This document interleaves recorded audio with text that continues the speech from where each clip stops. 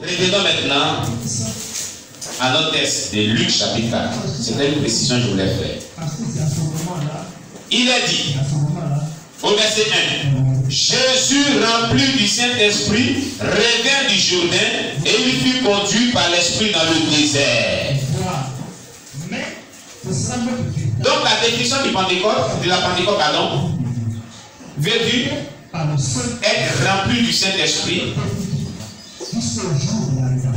et que ce remplissement du Saint-Esprit soit suivi du signe du parler à langue. C'est ça la Pentecôte. La Pentecôte chrétienne. Les premiers chrétiens. Sinon la Pentecôte juive n'avait rien à voir avec ça. C'était un juif qui était bien célébré. Donc il y a la Pentecôte juive et il y a la Pentecôte chrétienne. Ce que nous célébrons aujourd'hui, c'est la Pentecôte chrétienne. Ce jour où vous êtes rempli du Saint-Esprit suivi du signe du parler à langue, c'est ce jour-là que nous célébrons aujourd'hui comme fête. Alléluia. Amen. Quelqu'un me comprend bien? Amen, amen. Donc la Pentecôte chrétienne consiste à faire quoi? Qu'est-ce qui s'est passé ce jour-là? Pourquoi on célèbre ce jour? Et que ce jour-là, les disciples, on vient de voir dans Actes chapitre 2, les disciples étaient dans la chambre haute, où ils se réunissaient d'habitude en train de louer et prier au Seigneur, et le Saint-Esprit est descendu sur eux de manière pleine. Et ils étaient remplis du Saint-Esprit au point qu'ils ont parlé à d'autres langues. Amen. La promesse que Jésus leur avait faite, c'est réalisé ce jour. C'est ça que nous sommes en train de célébrer aujourd'hui. Définition de la Pentecôte consiste à être baptisé dans le Saint-Esprit, suivi du signe de parler à l'homme. C'est ça la Pentecôte. Voilà ce que veut dire la Pentecôte. Donc, la Pentecôte se célèbre toutefois que tu es rempli du Saint-Esprit et que tu parles la langue. Tu es en train de vivre la Pentecôte. Quelqu'un me comprend? Parce que cela consiste à être rempli du Saint-Esprit et parler à langue. C'est ça la Pentecôte. C'est ce qui s'est passé ce jour. Donc si on prend la définition de la Pentecôte consiste à être baptisé dans le Saint-Esprit ou à être rempli du Saint-Esprit suivi du parler à langue. Si nous sommes là et qu'une personne est visitée pleinement par le Saint-Esprit et qu'elle commence à parler à langue véritablement, elle est en train de vivre sa Pentecôte. C'est ce que cela veut dire. Donc la Pentecôte est vécue par les véritables enfants de Dieu d'un moment à l'autre, dans les moments de prière ou de louange. À tout moment quand Dieu le veut. Pas qu'à un seul jour. Mais on marque aussi dans l'année un jour pour faire cet événement, pour que les gens se souviennent de cet événement. C'est tout. Sur la fête de Pentecôte, c'est célèbre à tout moment où Dieu veut nous remplir. Comprenez ce fait-là. Quelqu'un me comprend bien? Amen. Donc, je vais dire à quelqu'un que tout à l'heure, tu peux aller à la maison, en train de louer Dieu, en train de prier Dieu, en train de chanter pour la gloire de Dieu. Et le Saint-Esprit descend sur toi et te remplit. Tu vas commencer à parler à langue. Tu vas commencer à parler à langue. Tu es la vie de Pentecôte. Tu es la victoire de la Pentecôte. C'est ça qui est la vérité. Et c'est ce qu'on cache aux chrétiens. Et les gens ne prêchent pas cette vérité aux chrétiens. Ce n'est pas attendre un jour pour se lever la tête. Mais c'est le fait que quand tu rentres en contact avec Dieu et que tu développes une communion avec Dieu, que le Saint-Esprit descend pleinement sur toi, suivi d'un signe de parler à langue, voilà la Pentecôte que tu as vie. Et c'est la Pentecôte à toi. Quelqu'un me comprend bien maintenant? Donc toutefois que tu es rempli du Saint-Esprit et que tu te mets à parler à langue, la Pentecôte tu la vis. Quelqu'un me comprend bien? Il y a une autre fois où les disciples ont vécu pour la deuxième fois la Pentecôte. On va y revenir. On va venir à ce texte biblique. Mais ils n'ont pas parlé avant. Donc, être rempli du Saint-Esprit sans parler à langue est considéré aussi comme une Pentecôte.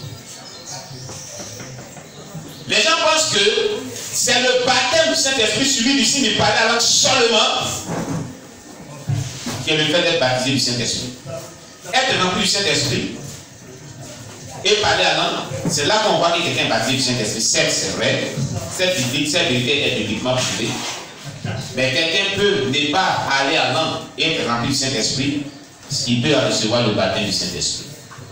Sans parler à langue, c'est aussi le baptême du Saint-Esprit. Et il m'a dit, pourquoi tu dis ça? C'est que nous, on sert des manières coutumières de nos parents nous ont appris. C'est que quand on est baptisé du Saint-Esprit, on doit forcément parler à langue. Mais pourquoi le pasteur d'Anon lui dit que on peut être baptisé du Saint-Esprit sans toutefois parler à langue? Le baptême du Saint-Esprit est suivi de certains signes, à part le parler à langue. Vous allez voir.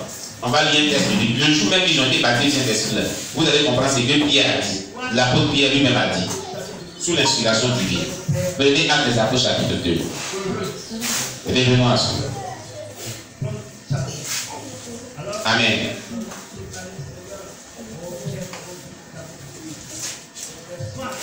Alléluia. Actes des Apôtres chapitre 2. À partir du verset 12 jusqu'au verset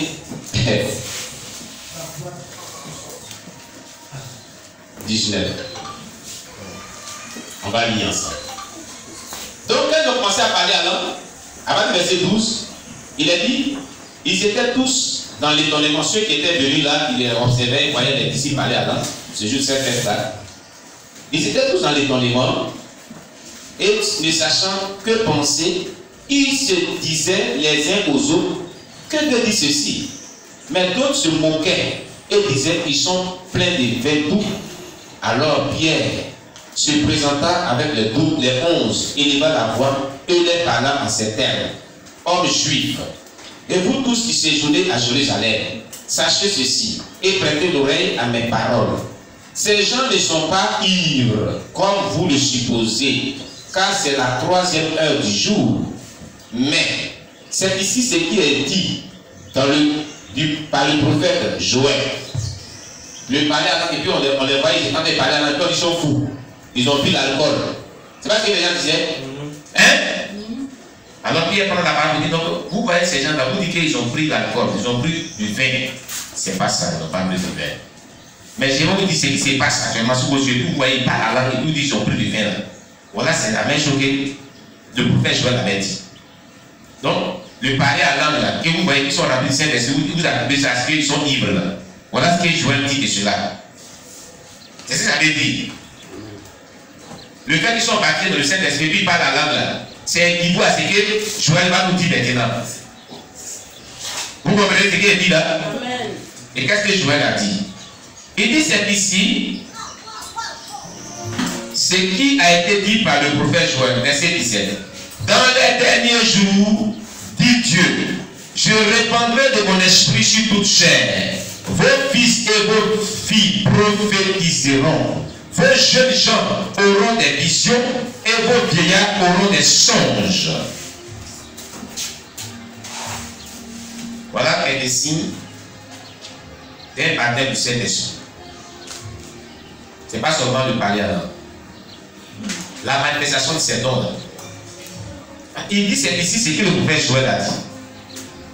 Quand je vais répondre mon esprit sur toute chair dans les derniers temps, le signe qui attestera que les gens sont remplis du Saint-Esprit aussi, c'est qu'ils vont prophétiser. Donc si tu prophétises, c'est que tu es baptisé du Saint-Esprit. C'est ce que Pierre était en train de dire. Si tu as des visions, des songes, tu te révèles à toi dans des songes et des visions, tu es baptisé du Saint-Esprit. C'est ce que Pierre était en train de dire. Vous ne comprenez pas son langage. Il dit c'est ici ce que le prophète Joël a dit. C'est que vous voyez là, les gens parlent à langue. C'est ce qu'ils étaient en train d'avoir des visions. Ils étaient en train de prophétiser. On dit qu'ils sont remplis du Saint-Esprit, ils sont en train de parler à d'autres langues. Et Pierre dit donc c'est la même chose que le prophète Joël a dit, que quand une personne prophétise, elle est remplie du Saint-Esprit. C'est ce qu'il est en train de dire. Quand une personne a des visions, des songes, elle est remplie du Saint-Esprit. Elle est baptisée dans le Saint-Esprit. C'est ce qu'il est en train de dire. Vous comprenez? Donc quand les gens ne sont pas encore, ils ne parlent pas à langue, ils disent non, il n'y a pas encore de baptême dans le Saint-Esprit. Alors qu'ils ont des songes, alors qu'ils ont des visions, alors qu'à un moment, le Saint-Esprit prophétise. Mais ils disent que je ne suis pas encore baptisé dans le Saint-Esprit.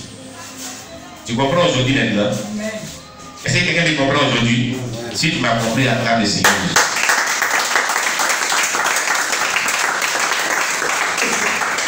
C'est ce que Pierre a dit. Le parler ainsi. Vous lisez souvent ce texte, vous ne faites pas attention à ce qu'il y a dit en bas. Amen. Quand tu vois, bon, supposons qu'elle est voir un parent.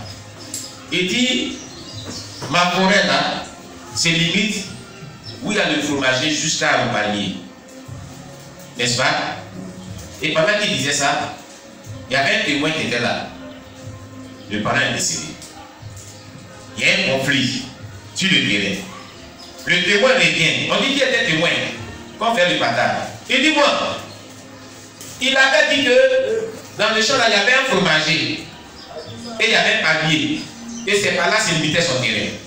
C'est ce qu'il avait dit. C'est ce que le parent avait dit. C'est ici ce qu'il avait dit. C'est ça qui est là. J'étais là. C'est ici ce qu'il avait dit. C'est pas la même chose. Il l'a dit. Vous ne comprenez pas ce mon langage? C'est pas la même chose qu'il l'a dit. Pierre dit, c'est que vous êtes en train de voir, vous traitez les gens d'ivrognes là. Parce que vous dites qu'ils ont pris le vin, ils sont ivres. C'est ici ce que le prophète Joël avait dit. Dans les derniers temps, je répandrai de mon esprit sur toute chair. Vos fils et filles prophétiseront. Vos vieillards auront des songes et des visions. Ça veut dire quoi? C'est le baptême dans le Saint-Esprit. Les signes du baptême du Saint-Esprit qu'il est en train d'évoquer. Personne ne peut avoir des songes et des visions sans toutefois être rempli du Saint-Esprit. Voilà ce qu'il voulait dire. Si les personnes ont reçu le Saint-Esprit pleinement, ils vont s'assurer qu'ils vont avoir des songes et des visions. Ils vont s'assurer qu'ils vont prophétiser aussi. Et de temps en temps aussi. Si Dieu le veut, comme Dieu le veut, selon la volonté de Dieu. Amen, amen. Dieu nous bénisse. Alors il a dit, on était à Luc chapitre 4. Il a dit Jésus, rempli du Saint-Esprit, revient du Jourdain et il fut conduit par l'Esprit dans le désert. Ça c'est le verset 1 de Luc chapitre 4. Jésus a été rempli du Saint-Esprit. Et quand il a été rempli du Saint-Esprit, Dieu n'a pas dit, bon, commence à exercer ton ministère. Amen. Parce que tu as reçu tout le potentialité, tout le ministère pour exercer le ministère. Hein? Et puis le ministère te bénit en même temps. Te bénit en même temps. C'est pas ce qu'il a dit, hein? Mon Dieu, le Saint-Esprit qui l'a rempli là. Le Père Saint-Esprit le conduit maintenant dans le désert. Le conduit dans le désert. Dans les lieux arides. Quelqu'un va dire, mais j'ai été rempli du Saint-Esprit, mais pourquoi Jésus a été rempli du Saint-Esprit? Pourquoi Jésus ne commence pas à exercer son ministère? Parce que Jésus a dit à ses disciples, restez ici, attendez ce que mon Père a promis. Avant d'aller évangéliser, recevez le Saint-Esprit d'abord. Donc, attends, on va lui, Jésus-Christ, il a reçu le Saint-Esprit, il était en train d'aller évangéliser, puis commencer son ministère.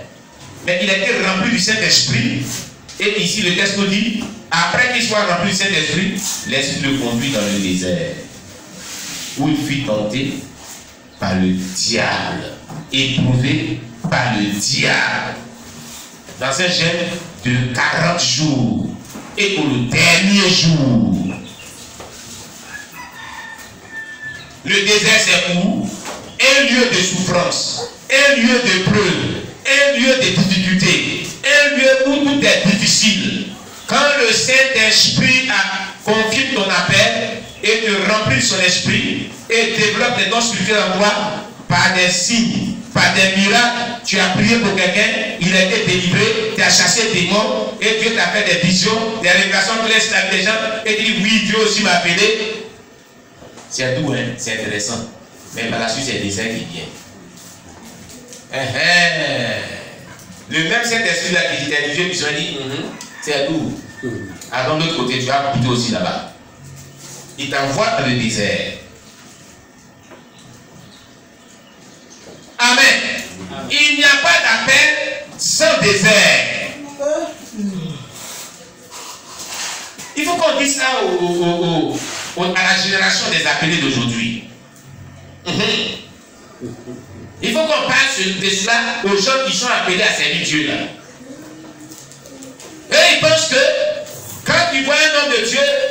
Dieu est en train de le bénir. Dieu est en train de l'utiliser puissamment. Hey! Yes!